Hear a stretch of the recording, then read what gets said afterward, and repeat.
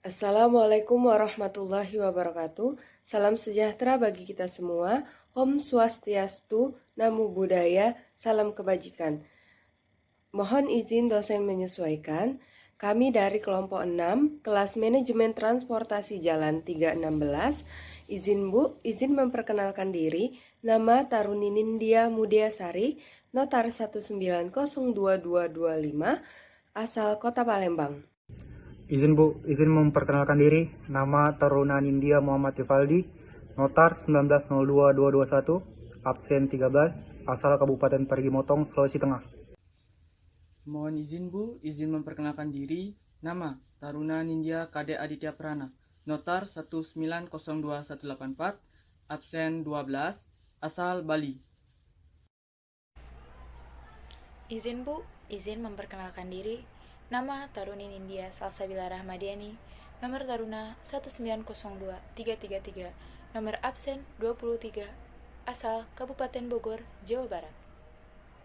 Maksud dari video yang kami buat untuk memenuhi tugas mata kuliah Kapita Selekta dengan dosen pengampu Ibu Penny Cahyani, SPSI MT.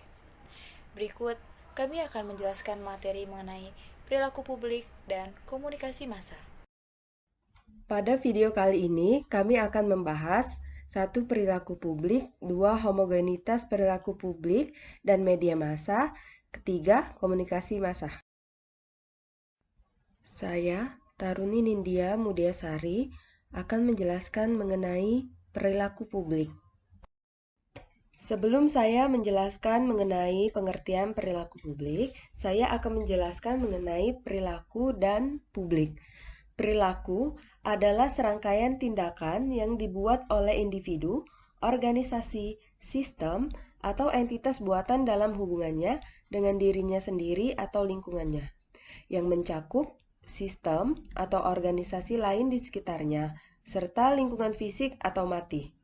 Perilaku adalah respon yang dikomputasi dari sebuah sistem atau organisme terhadap berbagai rangsangan atau input, baik internal atau eksternal, sadar atau bawah sadar, terbuka atau rahasia, dan sukarela atau tidak sukarela. Pengertian publik adalah sekelompok orang atau individu yang masing-masing memiliki kepentingan dalam hubungan antar manusia. Sedangkan pengertian perilaku publik adalah suatu interaksi antar manusia yang terjadi secara tidak langsung dengan lingkungannya, yang mana diprakarsai secara individual dan menciptakan suatu tindakan. Hubungan perilaku publik dan media massa. Hubungan perilaku publik dan media massa dengan keseragaman perilaku publik mempengaruhi sikap terhadap objek. Antara publik dengan media massa saling membangun komunikasi yang sangat erat. Media massa membangun komunikasi massa dan memiliki pengaruh yang sangat besar terhadap perilaku publik. Akan menjelaskan lebih dalam mengenai perilaku publik. Perilaku publik adalah suatu interaksi antar manusia yang terjadi secara tidak langsung dengan lingkungannya, yang dimana dipraksarai secara individual dan menciptakan suatu tindakan. Pada saat ini, perilaku masyarakat selalu berubah-ubah seiring dengan kemajuan budaya dan peradaban. Maka saat ini diperlukan tindakan meneliti sebagai pijakan pemerintah, pengusaha, serta lembaga swadaya masyarakat, dan sebagainya dalam berpikir dan bertindak untuk masyarakat. Jenis-jenis perilaku publik terbagi menjadi dua bagian. Yang pertama, perilaku refleksif. Perilaku ini adalah perilaku yang ditimbulkan oleh reaksi secara spontan terhadap stimulus yang ada maupun otomatis. Pada hakikatnya tidak dapat dikendalikan karena perilaku ini merupakan perilaku yang alamiah. Contohnya, ketika jari kita tak sengaja menyentuh benda panas, otomatis kita akan menarik jari kita, atau mata yang otomatis berkedip ketika terkena cahaya silau, dan sebagainya. Perilaku yang kedua adalah perilaku non-refleksif. Perilaku yang dikendalikan oleh pusat kesadaran atau otak. Stimulus diterima oleh reseptor, kemudian diteruskan kepada otak untuk direspon melalui efektor. Proses yang terjadi dalam otak dinamakan proses psikologis. Perilaku ini merupakan perilaku yang dibentuk dan dapat dikendalikan. Perilaku ini dapat berubah setiap saat sebagai hasil dari proses belajar. Dilansir dari situs resmi Kementerian Kesehatan, perilaku juga dapat dibedakan berdasarkan batasan, terbagi menjadi dua. Yang pertama, perilaku pasif. Perilaku pasif juga disebut respon internal. Perilaku ini sifatnya masih tertutup, terjadi dalam individu sehingga tidak bisa diamati secara langsung. Contohnya dalam berpikir, angan-angan, berfantasi, dan lain sebagainya. Dan yang terakhir adalah perilaku aktif. Perilaku aktif disebut dengan respon eksternal atau bersifat terbuka. Perilaku ini biasanya diamati secara langsung karena tindakan nyata. Contohnya bekerja, membaca buku, membersihkan rumah, dan lain sebagainya.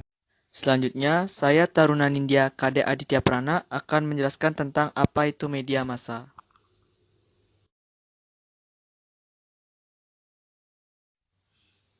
Media massa.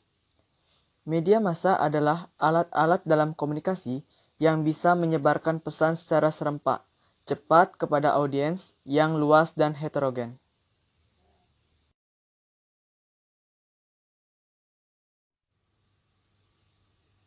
Kelebihan media massa dibanding dengan jenis komunikasi lain adalah bisa mengatasi hambatan ruang dan waktu. Bahkan, media massa mampu menyebarkan pesan hampir seketika pada waktu yang tak terbatas.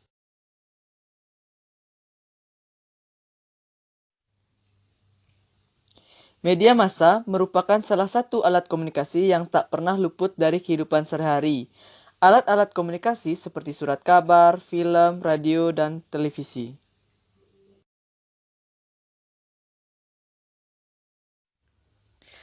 Fungsi media massa yaitu 1. Fungsi pengawasan sosial atau social surveillance. Kedua, fungsi korelasi sosial atau social correlation. Dan yang ketiga yaitu fungsi sosialisasi nilai atau socialization.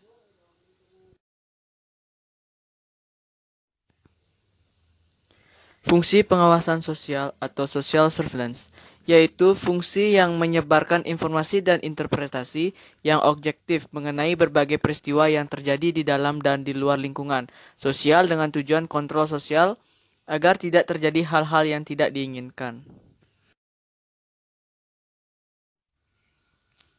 Fungsi korelasi sosial atau social correlation yaitu pemberian informasi atau interpretasi yang menghubungkan satu kelompok sosial yang satu dengan kelompok lainnya atau antara satu pandangan dengan pandangan lainnya agar tercapai suatu konsensus atau kesamaan.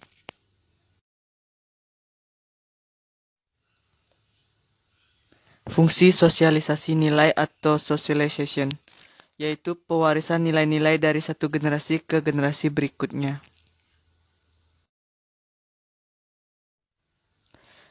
Dengan adanya media massa, publik dapat belajar karena fungsi media adalah memberikan informasi.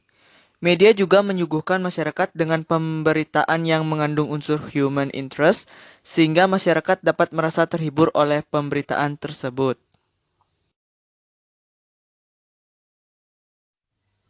Karakteristik media. Menurut Suparmo, untuk memahami kekuatan media massa, perlu dipahami lebih dulu mengenai karakteristik media sebagai berikut. A. Mempunyai daya jangkau yang luas. B. Pesan diformulasikan secara profesional oleh komunikator. Ada sikap politik media atau agenda media. C. Pesan disampaikan secara cepat dan berkesinambungan melalui media. Selanjutnya yaitu D. Pesan ditujukan untuk khalayak luas beragam dan memperhatikan isi media secara selektif. E. Khalayak menginterpretasikan pesan tersebut dengan makna sesuai dengan latar belakang mereka, sehingga tercipta kesamaan makna dengan komunikator. F. Sebagai hasilnya, khalayak terpengaruh oleh makna tersebut.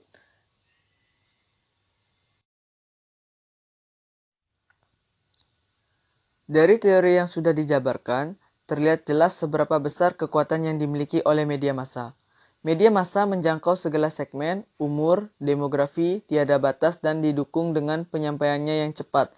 Media massa pun juga melihat latar belakang publik dan memposisikannya dirinya sebagai publik sehingga publik merasa memiliki ikatan dengan media.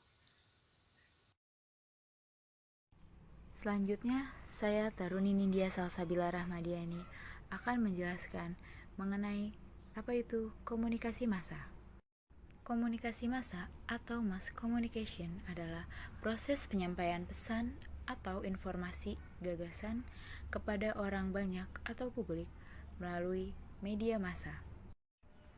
Menurut De Velour dan Dennis, terdapat 7 komponen komunikasi massa. Yang pertama, komunikator. Yang kedua, pesan. Yang ketiga, media. Yang keempat, komunikan. Yang kelima, gatekeeper. Yang keenam, gangguan. Dan yang terakhir, timbal balik. Selanjutnya, adapun fungsi dari komunikasi massa. Yang pertama, fungsi informasi, hiburan, dan persuasi. Yang kedua, pengawasan dan korelasi. Yang ketiga, transmisi budaya. Dan yang keempat, mendorong integrasi sosial. Adapun ciri-ciri komunikasi massa. Yang pertama, komunikator dalam komunikasi massa melembaga. Yang kedua, komunikan dalam komunikasi massa bersifat heterogen. Yang ketiga, pesannya bersifat umum. Yang keempat, komunikasi berlangsung satu arah. Yang kelima, komunikasi massa menimbulkan keserempakan. Yang keenam, komunikasi massa mengandalkan peralatan teknis. Dan yang terakhir, ketujuh, komunikasi massa dikontrol oleh gatekeeper.